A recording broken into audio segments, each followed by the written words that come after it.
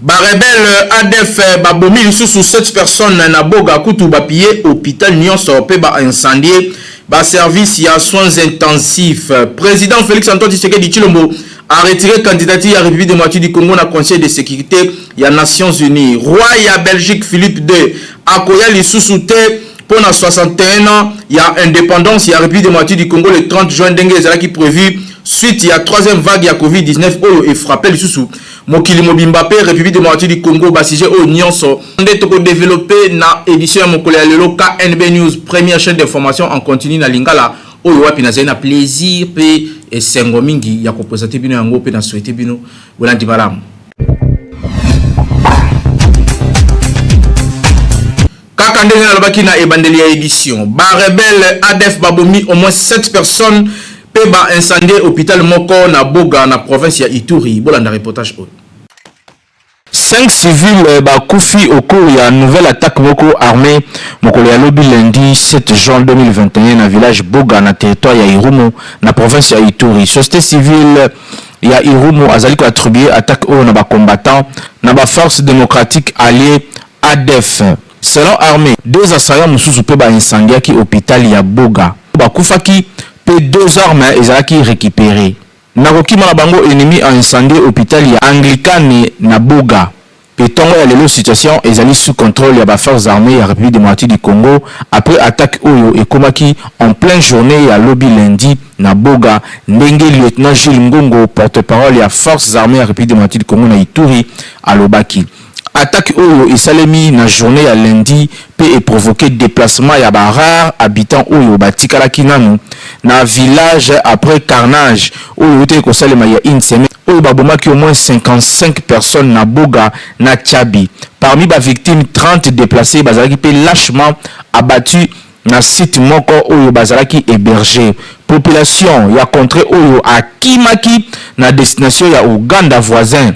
Pe bato misusu pe ba se réfugier na Burasi au bord ya rivière Sebuli ki pe misusu ba kimi na Bukiringi na Geti na chefferie ya Walendu Bindi. Certains déplacés pe ba komaki ti na ville ya Bunia kaka pona kokima ba violence oyo ezali koleka na partie est ya République démocratique du Congo. Côté mususu ba signalé biso ba affrontement et opposé mokolo ya lelo na Tongo mardi 8 juin 2021 ba miliciens Maï ya Union patriotique pour la libération du Congo UPLC na ba combattants alliés de démocratique force ADF na groupement Buliki na sud ya ville ya Beni na Nord Kivu.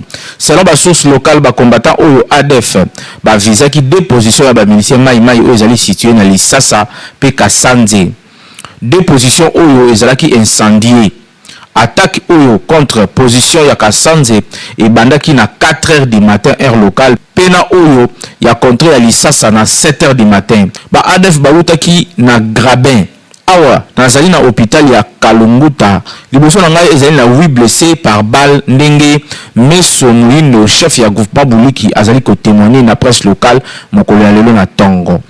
Ezali deuxième attaque attribuée dans la rebelle ougandais ADF oyo bazali ko cibler ba miliciens Maï oyo bazali na kati ya processus ya reddition oyo bandimi ko tika ko salaka ba violence na partie est ya République du Congo plus précisément na région ya Beni.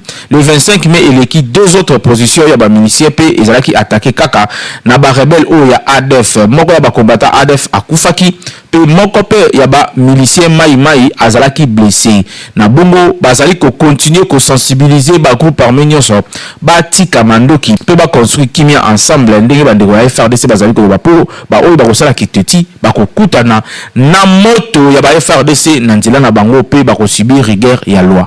Kinshasa et l'équipe partout. Président Félix Antoine Tshisekedi Tshilombo a décidé de retirer candidature ya République démocratique du Congo na siège non permanent na Conseil de sécurité ya ONU. Bon dans reportage oyo Merveille Mobende a proposé biso. Annonce et Salamaki na vice-premier ministre et affaires étrangères Christophe Lutundula na communiqué moko daté le 15 juin 2021. Pezala qui rendit na public lundi eleki. Na ndenge etangamaki na communiqué oyo président ya République démocratique du Congo Félix Antoine Tshisekedi Tshilombo na président en exercice ya Union africaine après concertation côté moko pe président ya commission Union africaine côté mususu. Bazwa ki décision ya ko retirer candidature ya République démocratique du Congo na élection pour na siège ya ba membre non permanent ya conseil ya sécurité ya ONU pour la période de 2022-2023. En plus, Christophe Lutundula bakisaki que décision oyo est inscrite na cadre ya renforcement ya unité ya continent pe préservation ya climat pour la fraternité en Afrique centrale. Kasi côté mosusu vice-premier ministre ya affaires étrangères a souligné que président Tshisekedi azwaki option moko ya ko reporter candidature ya RDC na poste oyo na période ya 2026-2027. Gouvernement ya RDC a exprimé ki gratitude na ye na bamboka partenaire nyonso oyo basura ki ferme soutien na bango na vote oyo pour l'attachement na République démocratique du Congo. Tout rappeler que président Tshisekedi affirma que candidature ya RDC lokola membre ya siège non permanent na conseil ya sécurité ya Nations Unies mokolo ya le 29 mai eleki. Na cérémonie moko organisée na Palais de la Nation na Kinshasa, liboso ya ba ambassadeur pe chef ya corps diplomatique eza pour la troisième fois na histoire na ye République démocratique du Congo a présenté siège non permanent dans le Conseil de sécurité des Nations Unies. Kinshasa et l'équipe partout. Visite ya roi Philippe II, roi ya Belgique, et qui prévu et Salema Awa le 30 juin pour célébrer fête ya indépendance kasi. Ezali reporté suite ya pandémie ya Covid-19 oyo wapi troisième vague et frappé Mokili Mobimba. Pour le détail. Visite ya roi ya ba Belge na Kinshasa, capitale ya République démocratique du Congo, ezali reporté. Ezali ko indiqué cabinet ya président de la République Félix Antoine Tshisekedi Tshilombo mokolo ya lelo mardi 8 juin 2021. Félix Tshisekedi azalaki na entretien moko téléphonique na Sa Majesté Philippe II, roi ya ba Belge, pe na ba raison ya ba circonstances sanitaires na RDC pe na Belgique lisusu na ba restrictions liées na situation oyo ezalaki décidé en commun accord ya ko reporter voyage ya roi ya ba Belge na Kinshasa. Visite oyo ngeko za inscrite na cadre ya ba célébration ya 61 ans d'indépendance ya République démocratique du Congo. Toutefois, ndenge ezali ko rassurer source oyo par rapport na communiqué yango que ba programme ya ba manifestation relative na rapatriement pe na inhumation ya ba relique ya Patrice Emery Lumumba ezali maintenu. Félix Tshisekedi akokende na Belgique pour na ko récupérer personnellement yemoko ba relique oyo ya héros national pona enterrement digne ya héros oyo na mabele na ye esika abotama. Kinshasa et l'équipe partout. Gouverneur militaire ya Nord Kivu lors ya point de presse oyo esalimaki mokolo ya lobi apesi plan ya retour progressif pona ba déplacer ya ville ya Goma suite ya volcan ya Nyiragongo. Bolanda ba détail na reportage ya Naomi Mpila.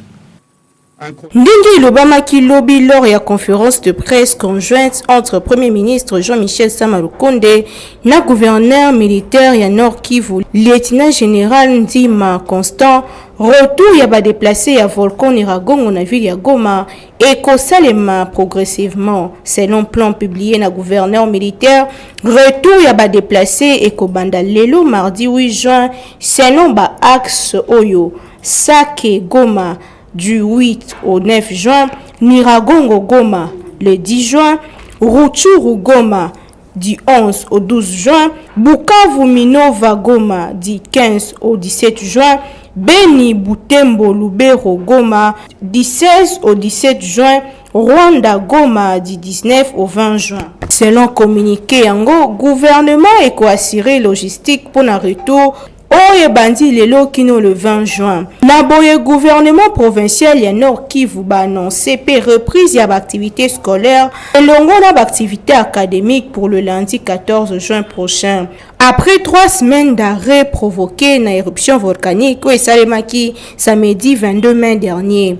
Goma ezozongela ba activité petit à petit, bango balaki reprise ya ba activité économique, administrative et socio-culturelle sur étendue mobimba ya ville ya Goma.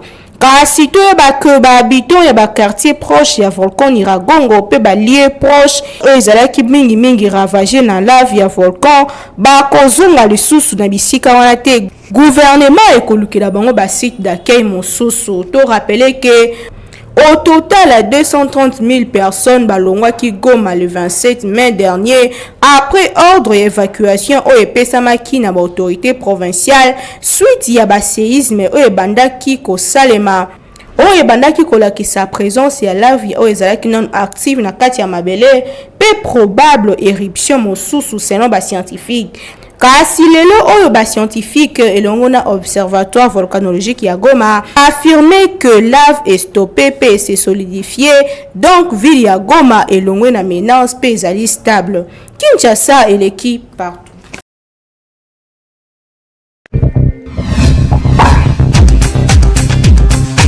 Poto blevita oyo impact na idéologie surtout na bana même mikolo bazali ko beta yango ezali produit Beltesco oyo acheli bino na marché bolanda reportage.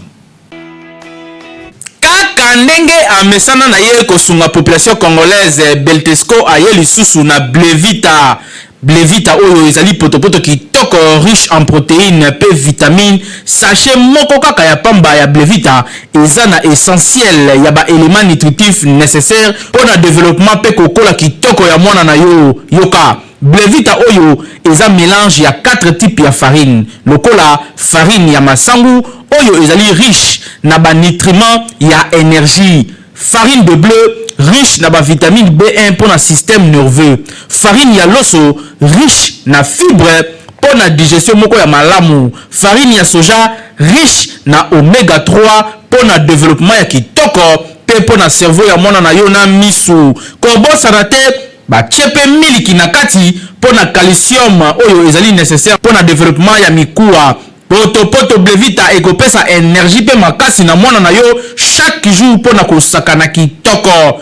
Poto oyo bozomona blevita ezali pe bilei kitoko pour na mikolo. Mais là poto blevita pour na kobatela pe kokolisa mwana na yo kitoko. Beltesco vraiment mosungi ya mboka. Kinshasa et l'équipe partout.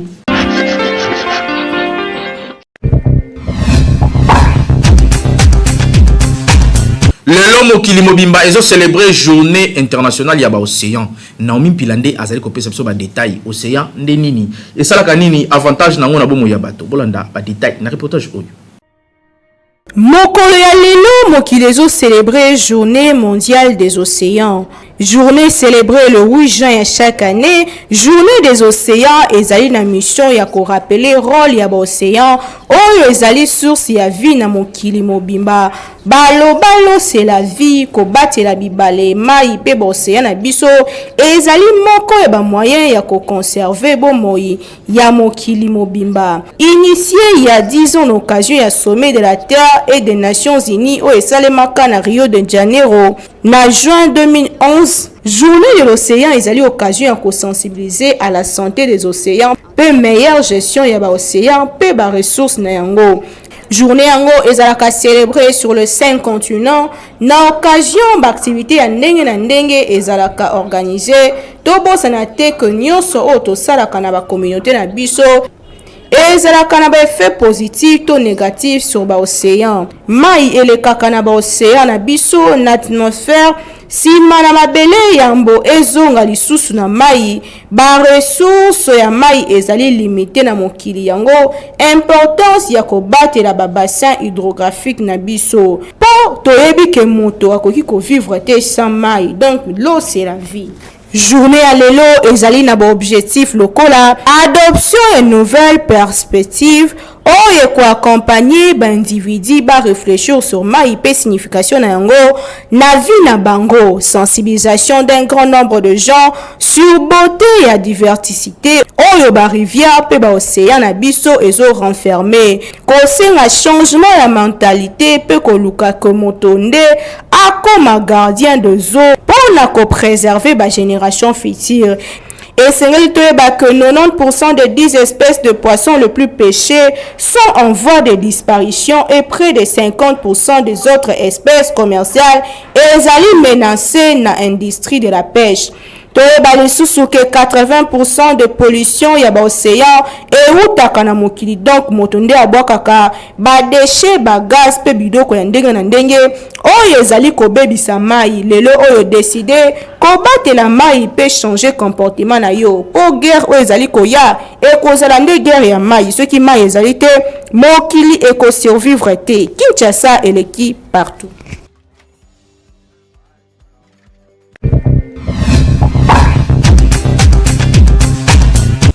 Première chaîne d'information en continu na Lingala oyo wapi atila bino chaîne ya kitoko na YouTube sika tosala ka analyse ya ndenge na ndenge par rapport à l'actualité politique oyo ezali koleka na mboka na biso awa.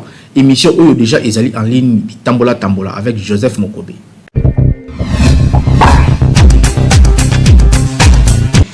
Eloko oyo ezoleka ya bakarte bokaki na babisi discussion ezali o bandeko na biso ya FCC 30 personnes basala bakarte na bango international partout ko te bakokende bashadari Emmanuel na ba me obemina konzala nzoku ezoyinda bozoka putu pata na mbongo ya leta chaque fin du mois partout esika bazali bayibaka $50,000 mbongo yango tozoluka budget mboka ekola Samuel Lukondo za wapi gouvernement bawario baza bageri bobundisa pe bandeko wana papa IGF eloko wana tozoluka metobozala okota na maboko na bango bosoto ya molili landela biso likambo na tina suka eloko ya bakati nde bazotambolaka par-ci par-là kozwaka bambongo ya leta ya gouvernement congolais za bien te totelemela ba congolais ngana okamwa ndeko na nga Martin Fayulu kunutu na ngai aza wapi réforme oyo lelaka mais bimisa exprimer loba lolaka betambela na bakati o bandeko wana bazwa au moins ki ozala pasha na bango au moins ki ozala na bango elongo bobetambela te ba opposa boza wapi opposition ezala kaka na moment ya pouvoir na CP na président Félix azali démocrate le quoi nzambe parce que président Félix a na sagesse ebele ti lelo ataka na moto te so oyibi mbongo l'état s'en charger na yo bozo ka ndenge na babisi partout na ba mama na ba transco bozo gezo yinda bandeko shadari babimisaka mbongo baza 30 ba mosu bakufa na otanga kombo te basala montage na bango akoliaka mbongo ya Congo tolobaki 999 jours ya yo mukolo moko ya nzambe vérité bandiko bima na gouvernement ngana lobi lelo boye ba mama balobaki na ngana bana o batambola na bisi partout balobi Fachi 2025 révélation ya ngwana bimi Fachi 2025 ngana lobi problématique ya Congo ezaka ka élection te élection pe kosalama mais Fachi 2025 nde ba peuple ba bisi ngana lobango Fachi 2025 ngana lobango population lobi ngana population to sala libala na likanisa mona mboka Jimmy Mukende honorable mona na bango ba ebika lobaka vérité Jimmy Mukende chimanga to lobi Fachi 2025 réforme za ebele nende ko Fayulu lobaki eza te kaka hotel meka gouvernement ba iba yo mwasi to ba botola mwasi ozolelaka lokwa taba partout réforme yango wana bazoyiba mbongo ya leta to soutenir likambo wana bakanga miyibi wana po makambo wana esila.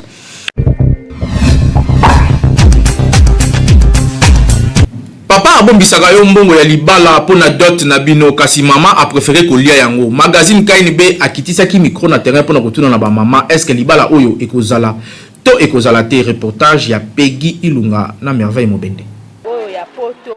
Confiance na libala ebandaka na biloko ya mike pe epesamaka ntango boza nanu moto na ngambo na ye, c'est-à-dire boza nanu ndako moko te na yango mobali akoki koteste yo na makambo ebele po atala soki oza na motema monene pe okoyeba koma kogere foyer, surtout na likambo ya mbongo po basi mingi bazalaka na maîtrise koto wana te. Soki mobali azwi likanisi ya kopesa yo mbongo ya libala obombaka malembe eza ntango mosusu po ekute ye cher te pe ayebi ke yo nde bakoya ko honorer, donc okozala na motema ya kobomba yango jalousement. Mibali misusu bazalaka deja na ba possibilité une fois kaka akutani na mwasi oyo asepelisi motema na ye akembala moko kopesa dot, mais misusu bazalaka nango te ezosenga ye akangisa malembe po akokisa yango bongo ya kopesa yango. Biso totunaki na population soki mobali apesi mwasi mbongo ya libala abomba pe mwasi alie mbongo yango, est-ce que libala wana ekozala kaka to te? Esprit nini etindaki ye alia mbongo ya libala wana eza na esprit mosusu ezolem soko ozala ezorenie na kati ya libota na bango babalaka te yo mwasi wana ozwi fa obala ye sikoyo osimbisi ye mbongo ya libala akoliaka mbongo wana ndenge olobi wana bon so olingi ye mingi okotuna soko oswali motu osambelaka okokende mpa basali na nzambe okoke mpa basali na nzambe bameki kotala degré ya esprit nini otindi mwasi alia mbongo balingi kobala ye bapesa honneur lem soko ozala balie eza na kati ya bafamille na bango baloi établi na kati ya libota na bango babalaka te akolia mbongo ya libala bon soko olingi ye omemi na bapriere oluki mbongo mosusu quelque part obali mwasi na honoré et en tout cas ekozala te parce que c'est que mwasi aza na posa ya kobala babala ye te oyo so azali na posa libala alinga agarde mbongo na malamu po ayebi ke eza mbongo ya libala mpo baya kobala baya kohonore ye en tant que nga mobali décision suka mwasi naza mwasi ya kobala te libala wana ekoki kozala te parce que napesi d'abord alakisi nani bizaleli ya mabe nasimbisi ye nani mbongo ye moko alie mbongo na ye bon alakisi nga d'abord motema mabe ye ake kosala bafere na ye mbongo wana sikoyo azwi ake kosomba biloko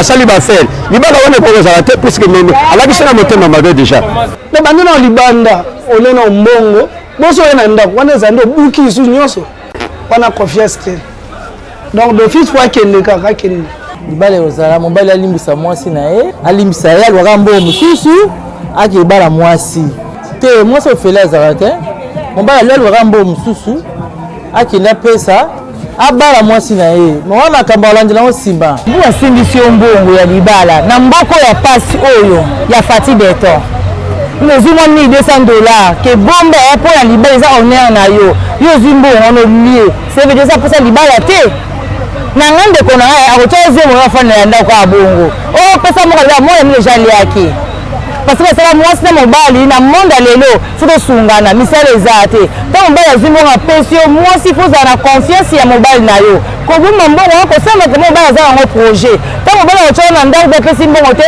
bafamille babongaka boye aza mwasi ya ofele mais sino teke mobali anda kosimbisa mwasi na ye mbongo ye déjà habit de confiance ode moins sérieuse me batala bafamille na kotoke babelle sere na ye badoko ya moins sérieuse na baarti wana apesa bakongo batekaka bana bakoteka yoka biso bangala te atala mwasi enkazi okende conseil ya mobali na ye esalaka mwana bato nazwaki ye toboti na ye naluka mbongo nabala mwana bato soki na bakongo soki bopesi mbongo ya libala te ezala na problème na libala wana conseil na bapesa bandeko na nga basi toka il faut bakogarde mbongo ya mobali kokoto la commerce parce que koteko ezaka tantôt plutôt okoza mbongo okoti la commerce lelo bingelo etekami te mobali ebaya kosenga mbongo moto obimi moins sérieuse oexplike mobali nini nakesio mekao biloko soki toyei mbongo ya biloko te c'est faux mibali nyonso te nde bakanisaka kobala soki mobali azwi likanisi yango mpe aza na volonté seke azokonsidere yo esengi na yo sikoyo omotive ye mpo akende na likanisi yango ntina suka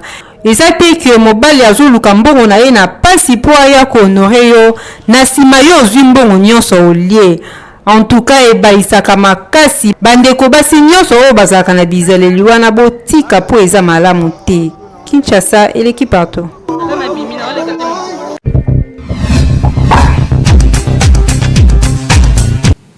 Équipe ya FC Lukunga bazalaki très honoré pour na koyamba ministre provincial ya sport lors ya célébration na bango po bauti kobima sacré champion Lukunga pe ba mati sikoyo na EPF Kin avec impact na idéologie Naomi Pila apesi so ba détail.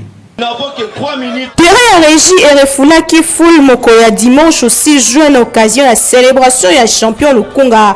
Oyo équipe ya FC Lukunga et remporta qui ba maman ba papa bilenge pe bana ba utaki na ba kwanyoso ya capitale congolaise pe basangala ki awa na terrain ya régie na malweka pona ko célébrer victoire ya FC Lukunga o ekoti na EPF King.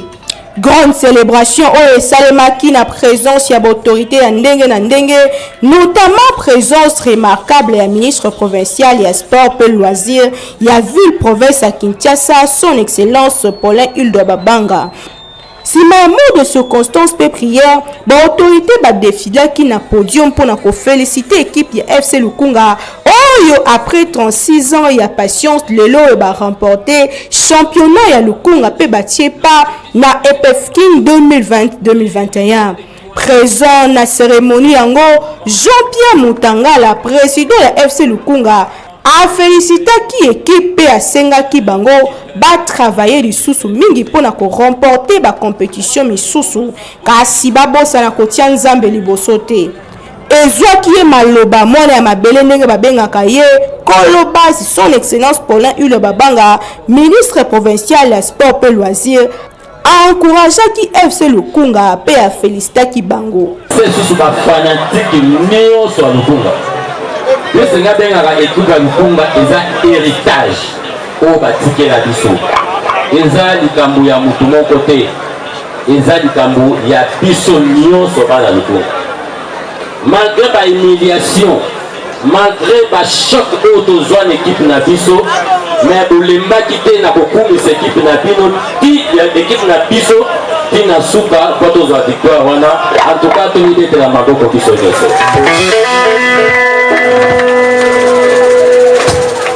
Mais à l'ensemble, on a lobby, token de l'Iposo, tous on a juste maté. Pour terminer. Dans le pays, conseil on fait ça la présidente.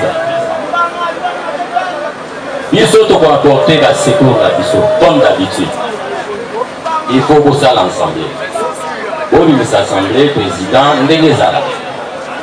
nous sommes derrière vous pour vous accompagner dans l'ordre.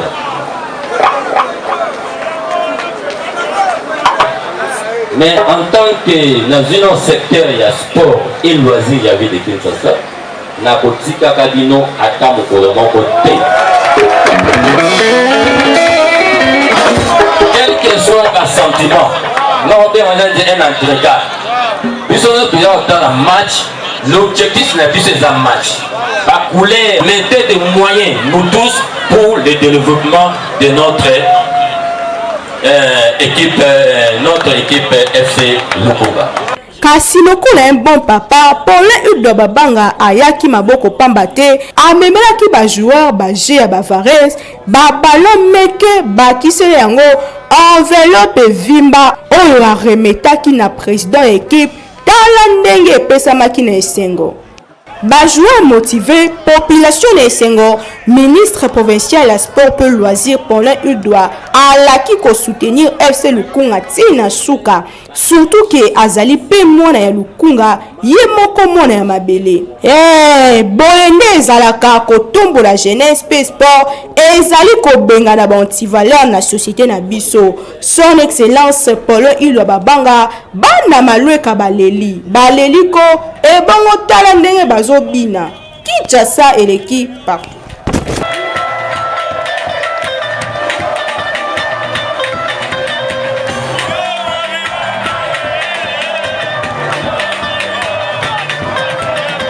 Merci na rédaction ya ba Warrior équipe oyo ezali ko sala musala kitoko avec un partenaire idéologie. Merci pour na musala pe merci pour na bino ba fidèles téléspectateurs na biso oyo bozali ko lembate ko landa biso chaque jour na caméra oyo na moni wa Pipegi Ilunga pe awa boy Hervé Zaka double pomo na régie finale oyo asalaka bilenge oyo bozali ko mona boy kombo na ye Papa Timothée Kaembe.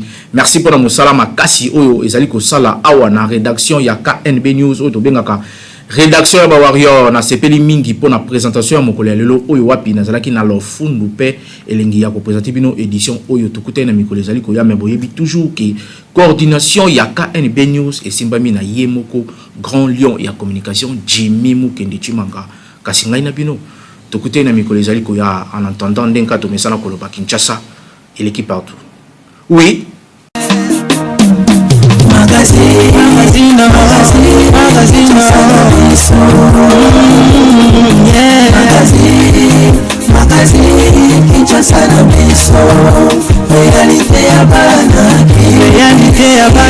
Réalité ya bana